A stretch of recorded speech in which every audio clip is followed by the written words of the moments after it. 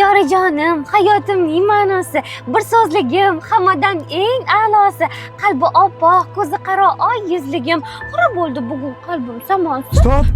Aniq bu she'r oxirida meni katta rasxod kutyapti. O'zim bilib bir nimadir olib beraman. Bu jazirama issiq kunlarda sen uchun zo'r sovg'a tayyorlab qo'yganman. Xotin, diskont do'konlarida Premier konditsioneri Eluna va Kalido modellariga 12 oyga muddatli to'lovga 459 ming so'mdan xarid qilsa bo'ladi. Mana shundan men senga olib beraman.